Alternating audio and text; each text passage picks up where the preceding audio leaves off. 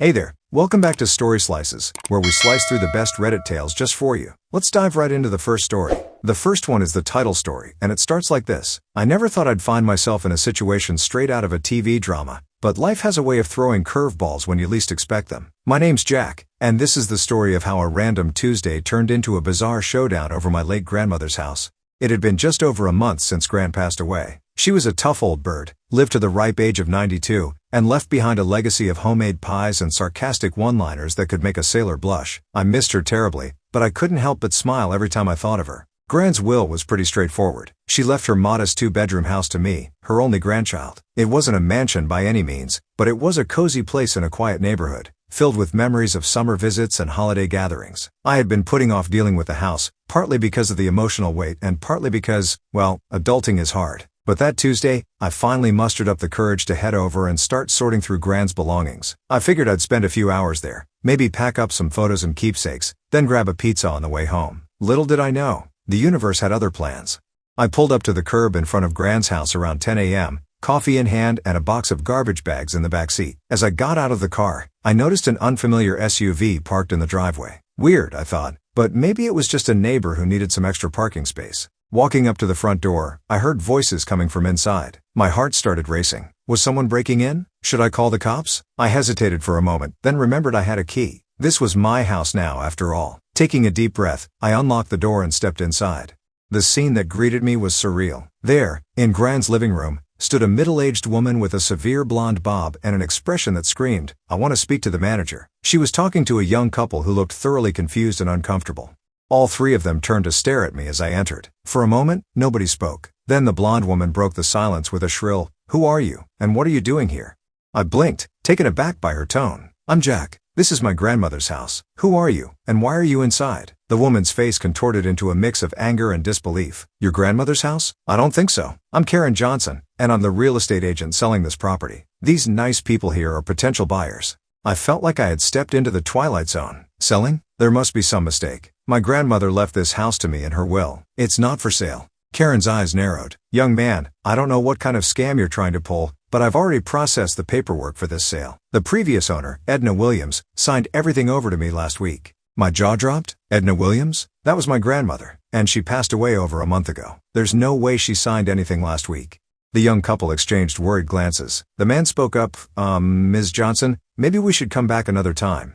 Karen waved dismissively at them. "Nonsense. Don't let this con artist scare you away from your dream home. He probably just wants to squat here illegally." I felt my temper rising. "Look, lady, I don't know who you think you are, but this is my house. I have the will and the deed to prove it. You need to leave. Now?" Karen's face turned an alarming shade of red. "I will do no such thing. I have a sale to complete, and I won't let some punk kid interfere with my commission. If anyone's leaving, it's you." I pulled out my phone. "Okay, that's it. I'm calling the police." "Go ahead," Karen sneered. "They'll just remove you for trespassing." As I dialed cop, I couldn't believe this was happening. How did a simple day of cleaning turn into a standoff with a delusional real estate agent? Little did I know, this was just the beginning of a wild ride that would involve the police, lawyers, and a whole lot of family drama. The cop operator answered, and I tried to explain the situation as calmly as possible. "Hello, I need assistance at 1234 Maple Street. There's a woman in my house claiming to be a real estate agent, trying to sell the property without authorization. This house belongs to me, inherited from my late grandmother, and I have documentation to prove it." The operator assured me they would send officers right away and advised me to stay calm and avoid any confrontation. I thanked her and hung up, turning back to face Karen and the bewildered couple. Karen was tapping her foot impatiently, arms crossed. "Well, are the police coming to remove you?" I took a deep breath. "They're on their way, but not for the reason you think. Look, I don't know what's going on here, but there's clearly been a misunderstanding. Can we all just take a step back and wait for the police to sort this out?" The young woman spoke up, her voice trembling slightly. "Tom, maybe we should go. This doesn't feel right." Her partner nodded. "Yeah, I think that's a good idea. Ms. Johnson, we'll be in touch." Karen whirled around, her voice suddenly syrupy sweet. Now, there's no need to leave. I'm sure this will all be cleared up in no time. Why don't I show you the lovely backyard while we wait?" I stepped in front of the door. "I'm sorry, but I can't let you wander around the property. This is my house, and until the police arrive, I think it's best if we all stay right here in the living room." Karen's face twisted into a snarl. "You have no right to tell me or my clients what to do. This is my listing, and I'll show them whatever I damn well please." The tension in the room was palpable. I could see the young couple eyeing the door, clearly wanting to make a run for it. I didn't blame them one bit. To break the awkward silence, I decided to try and gather more information. Ms. Johnson, can I ask which real estate company you work for? She lifted her chin haughtily. I'm with Premier Homes, the top agency in the tri-state area. Not that it's any of your business. I nodded, making a mental note to look them up later. And when exactly did you list this property? Karen's eyes darted around the room. Last Thursday? The owner was very eager to sell quickly. I felt a pang in my chest. Last Thursday, I had been at Grant's funeral. The idea that someone was trying to profit from her death made my blood boil. That's impossible, I said, struggling to keep my voice steady. My grandmother's funeral was last Thursday. She couldn't have listed the house with you. The young man's eyes widened. Ms. Johnson, you told us the owner was moving to Florida. You never mentioned she had passed away. Karen's composure cracked for a moment before she plastered on a fake smile. Oh, did I say that? I must have mixed up my listings. You know how it is, so many properties to keep track of. I could see the couple wasn't buying it. The woman tugged on her partner's arm. Tom, let's go. Now? As they headed for the door, Karen made one last desperate attempt. Wait, I can offer you a great deal on the price. How about we knock off $10,000? But they were already gone, the sound of car doors slamming echoing from outside. Karen rounded on me, fury in her eyes. Look what you've done. You've cost me a sale. I stood my ground. No, you've cost yourself a sale by trying to sell a house that isn't yours to sell. I don't know what kind of scam you're running, but it ends now. Just then, we heard the sound of sirens approaching. Karen's face paled slightly, but she quickly composed herself. Fine, let the police come. They'll sort this out, and you'll be the one in trouble. As we waited for the police to arrive, I couldn't help but wonder how this woman thought she could get away with such a brazen scheme. Did she really believe she could sell a house without any legal right to do so? And how many other people might she have scammed if I hadn't shown up today? The next few minutes felt like hours as we stood in tense silence, waiting for the police. I could hear my heart pounding in my ears, a mix of anger and anxiety coursing through me. Karen, on the other hand, seemed to be trying to project an air of calm confidence, but I could see the slight tremor in her hands as she clutched her designer purse. Finally, we heard a knock at the door. Police? Is anyone home? I called out, Come in, officers. The door's unlocked? 2 police officers entered the house, their faces serious as they took in the scene. One was an older man with salt and pepper hair, while the other was a younger woman with a no-nonsense expression. The male officer spoke first. I'm Officer Martinez, and this is Officer Chen. We received a call about a dispute over property ownership. Can you both explain what's going on here? Before I could open my mouth, Karen jumped in. Officers, I'm so glad you're here. This young man broke into the house I'm trying to sell and is refusing to leave. I want him arrested for trespassing. I couldn't believe the audacity of this woman. That's not true at all. This is my house. I inherited it from my grandmother who passed away last month. This woman somehow got in and is trying to sell it without any right to do so. Officer Chen held up a hand. All right, let's take this one step at a time. Sir, can you identify yourself and provide any proof of ownership? I nodded, reaching for my wallet. My name is Jack Thompson. I have my ID here, and I can show you the will and deed. They're in my car. Karen scoffed. Anyone can forge documents. I have the listing agreement right here in my briefcase. Officer Martinez turned to her. Ma'am, we'll get to your documents in a moment. For now, can you please provide your identification as well? As Karen rummaged through her purse, I quickly went to my car to retrieve the documents. When I returned, Officer Chen was examining Karen's ID while Officer Martinez kept a watchful eye on both of us.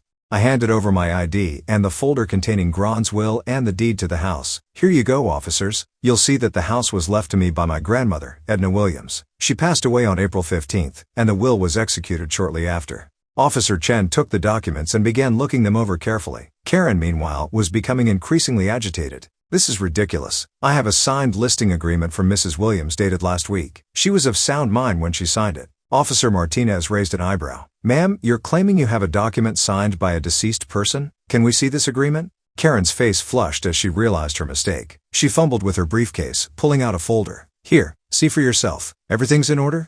As the officers examined both sets of documents, I could see the confusion on their faces. Officer Chen spoke into her radio, requesting some additional information. After what felt like an eternity, Officer Martinez addressed us both. All right, we've confirmed a few things. First, there is indeed a death certificate for Edna Williams dated April 15th. Second, the will and deed provided by Mr. Thompson appear to be legitimate and properly filed with the county. I felt a wave of relief wash over me, but it was short-lived as the officer continued. However, the listing agreement provided by Ms. Johnson is dated April 25th, 10 days after Mrs. Williams' recorded death. Ms. Johnson, can you explain this discrepancy? Karen's composure finally cracked. There must be some mistake with the date. My assistant probably typed it wrong. I met with Mrs. Williams in person, I swear. Officer Chen's voice was stern. "Ma'am, falsifying legal documents is a serious offense. We're going to need you to come down to the station to answer some questions." Karen's eyes darted around the room, like a cornered animal looking for escape. Suddenly she made a dash for the door, shoving past Officer Martinez. "Hey, stop right there!" Officer Chen yelled, both officers immediately giving chase. I stood there, frozen in shock, as I heard a scuffle outside. A moment later, they brought Karen back in, now in handcuffs and looking decidedly less composed. Officer Martinez turned to me. "Mr. Thompson, we're going to need you to come down to the station as well to give a formal statement, but I want to assure you, based on the evidence we've seen, you are the rightful owner of this property." I nodded, still trying to process everything that had just happened. "Of course, I'll cooperate fully. I can't believe someone would try to sell my grandmother's house like this." As they led Karen out to the patrol car, I could hear her yelling, "This isn't over. I know people. You'll be hearing from my lawyer." Officer Chen stayed behind to take some preliminary information from me while Officer Martinez dealt with Karen. As we talked, I learned that this wasn't the first complaint they'd received about suspicious real estate practices in the area. "We've had reports of other homes belonging to recently deceased owners being listed without proper authorization," Officer Chen explained. "It seems Ms. Johnson may have been targeting properties in probate, hoping to make quick sales before the legal heirs could intervene." The realization that Gran's house might not have been Karen's only target made me feel sick. How many other families had she tried to scam during their time of grief? After giving Officer Chen my contact information and agreeing to come to the station later that day, I was finally left alone in Gran's house. The silence felt oppressive after all the chaos. I sank into Gran's old armchair, her favorite spot to sit and knit while watching her soap operas. The familiar scent of her lavender perfume still clung to the fabric, bringing tears to my eyes. What would she have thought about all this? As I sat there, trying to gather my thoughts, my phone buzzed. It was a text from my mom. "How's it going at Gran's? Need any help?" I stared at the message, wondering how on earth I was going to explain what had just happened. With a deep sigh, I began typing, "Mom, you're not going to believe this, but I think you better come over. We've got a situation." Little did I know, this was just the beginning of a legal battle that would uncover a web of fraud, family secrets, and ultimately, a chance at justice not just for Gran, but for many others who had almost fallen victim to Karen's schemes. As I waited for my mom to arrive, I couldn't help but feel a mix of emotions. Relief that the immediate crisis was over, anger at Karen's audacity, and a growing determination to see this through to the end. Gran had always taught me to stand up for what's right, and I knew she would have wanted me to fight this. I heard a car pull up outside and went to the window. It was my mom, looking worried as she hurried up the walkway. I opened the door before she could knock. "Jack, honey, what's going on? Your text scared me half to death," she said, pulling me into a hug. I led her inside and we sat down on the old floral couch. "Mom, you're not going to believe what just happened." Over the next half hour, I recounted the entire bizarre encounter with Karen, the arrival of the police, and the revelation that this might be part of a larger scam targeting bereaved families. My mom's expression cycled through shock, anger, and finally, a grim determination I recognized from countless parent-teacher conferences and battles with insurance companies. "Oh, that horrible woman. How dare she try to steal your inheritance? And to think she might have done this to other families. We need to fight this, Jack." I nodded, feeling bolstered by her support. "I know, Mom. I'm going to the police station later to give a full statement. But I think we might need a lawyer, too." She was already pulling out her phone. "I'm calling Uncle Steve. He's a real estate attorney, remember? He'll know exactly how to handle this." As my mom dialed, I felt a wave of gratitude. It was moments like these when I truly appreciated having such a supportive family. Gran had always said that family was everything, and she was right. Uncle Steve answered on the third ring, and my mom quickly filled him in on the situation. I could hear his voice rising in pitch as she explained, even from across the room. After a few minutes, my mom put the phone on speaker. "Steve, you're on with Jack now too. Can you tell him what you just told me?" Uncle Steve's voice came through, clear and authoritative. "Jack, this is a serious situation, but try not to worry too much. What this woman did is highly illegal, and from what your mom's told me, the police seem to be taking it seriously. I'm going to clear my schedule and come down there tomorrow. In the meantime, don't sign anything or talk to anyone about this except the police. Got it?" "Got it, Uncle Steve. Thanks for helping out on such short notice." "Of course, kiddo. That's what family's for. Now, I need you to do a few things for me before I get there. First, make copies of all the documents you showed the police, the will, the deed, everything. Second, write down everything you remember about your encounter with this Karen person, as detailed as you can. And third, don't touch anything in the house that she might have handled. We might need to dust for fingerprints." I felt like I was in the middle of a crime show. "Fingerprints? Really?" "Absolutely," Steve replied. "If she's been running this scam on other properties, her prints could link her to those crimes. Now, I've got to run and reschedule some meetings, but I'll see you both tomorrow morning. Hang in there, Jack." After we hung up, my mom and I set about following Uncle Steve's instructions. As I was making copies of the documents, my mom called out from the living room. "Jack, come look at this." I hurried over to find her examining the coffee table with a frown. "What is it, Mom?" She pointed to a series of scratches on the surface. "Your grandmother loved this table. She would never have let it get marked up like this." I leaned in for a closer look. The scratches didn't seem random. They almost looked like... "Are those numbers?" I asked, squinting. Mom nodded slowly. "I think so. 555-0129. It's a phone number." We looked at each other, the same thought occurring to us simultaneously. Had Karen left this here? But why? "Should we call it?" I asked. Mom shook her head. "No, not yet. We should tell the police and Uncle Steve first. This could be important evidence." I took a photo of the scratched number with my phone, then covered the table with a sheet to preserve the markings. The mystery was deepening, and I couldn't shake the feeling that we were only scratching the surface of something much bigger. As evening approached, my mom insisted on staying with me at Gran's house. "I'm not leaving you alone here, sweetie. Not after what happened today." I was grateful for the company. We ordered pizza and tried to distract ourselves by sorting through some of Gran's old photo albums, but my mind kept wandering back to the events of the day. Around 8 p.m., my phone rang. It was Officer Chen. "Mr. Thompson, I hope I'm not calling too late. I wanted to update you on the situation with Ms. Johnson." I put the phone on speaker so my mom could hear too. "No, it's fine. What's going on?" "Well, we've been questioning Ms. Johnson, and let's just say she's not being very cooperative. However, we did some digging, and it turns out this isn't her first run-in with the law. She has a record of fraud charges in 2 other states, though she managed to avoid conviction." My mom and I exchanged shocked looks. Officer Chen continued, "We're holding her on suspicion of attempted fraud and falsifying documents, but we believe there may be more victims out there. We'd like you to come down to the station tomorrow to give a full statement and potentially look at some photos to see if you recognize any other individuals who might have been working with her."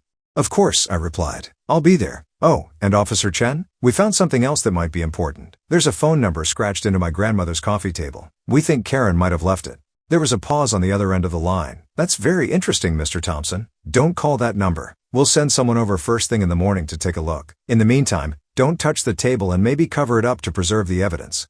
"Already done," I assured her. After hanging up, my mom and I sat in silence for a moment, processing this new information. "I can't believe this is happening," I said finally. "All I wanted to do was clean out some of Gran's old stuff, and now we're in the middle of some kind of criminal investigation." Mom squeezed my hand. "I know, honey. But just think, if you hadn't shown up when you did, that woman might have succeeded in selling this house right out from under us. You protected Gran's legacy." I nodded, feeling a mix of pride and sadness. I just wish Gran was here. She'd probably have chased Karen out with her old broom. Mom laughed. "Oh, absolutely. Remember when those door-to-door salesmen came by and wouldn't take no for an answer? I've never seen 2 grown men run so fast."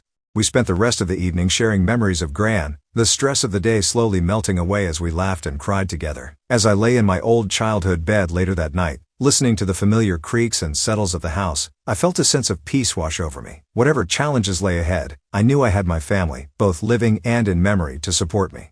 The next morning dawned bright and clear. I woke to the smell of coffee and bacon wafting up from the kitchen. For a moment, I could almost believe it was Gran down there, whipping up her famous Sunday breakfast. The illusion shattered as soon as I opened my eyes and remembered where I was and why. I trudged downstairs to find my mom bustling around the kitchen, spatula in hand. "Morning, sweetie. I hope you don't mind." I raided the fridge. Figured we could use a good breakfast before facing the day. "Thanks, Mom," I said, pouring myself a cup of coffee. "Any word from Uncle Steve?" She nodded. "He called earlier. He's on his way, and should be here in about an hour. The police are coming too to check out that phone number." As if on cue, there was a knock at the door. Mom went to answer it while I quickly threw on a shirt over my pajama pants. Officer Chen entered, followed by a man in plain clothes who she introduced as Detective Roberts. "Good morning, Mr. Thompson. Mrs. Thompson. We're here to take a look at that coffee table you mentioned." I led them to the living room and carefully removed the sheet covering the table. Detective Roberts crouched down, examining the scratches closely with a small magnifying glass. "Definitely intentional," he muttered. "And recent, too. The wood dust is still fresh." Officer Chen turned to us. "Have either of you tried calling this number?" We shook our heads. "We thought it best to wait for you," my mom explained. Detective Roberts stood up, pulling out his phone. "Good call. I'm going to dial it now. It'll come from an unlisted police number, so if anyone answers, they won't know it's us." We all held our breath as he dialed and put the phone on speaker. It rang once, twice, 3 times. Then a click. A gruff male voice answered. "Yeah?" Detective Roberts adopted a casual tone. "Hey, is this Steve? Karen gave me this number. Said you might have some work for me." There was a pause. Then, "Who the hell is this? How'd you get this number?" "Whoa, easy man. Like I said, Karen gave it to me. Said you guys were looking for some muscle for your real estate gig." Another pause. "Karen's been picked up. How do I know you're not a cop?" Detective Roberts laughed easily. "A cop? Come on, man. Karen and I go way back. She's in a jam, yeah, but she told me to call this number if anything went sideways. Said you'd know what to do. The man on the other end seemed to relax slightly. All right. Look, we're laying low for now. Karen knew the risks. If she talks, we're all screwed. You want in? You gotta prove you're legit. Meet me at the Blue Lagoon Motel, room 14, in 2 hours. Come alone, and don't be late. The line went dead? Detective Roberts looked up at us, his expression grim. Well, looks like we've stumbled onto something bigger than we thought. Mr. Thompson, I'm going to need you to come down to the station right away. We need to move fast on this. Just then, there was another knock at the door. This time, it was Uncle Steve, looking every bit the power attorney in his crisp suit.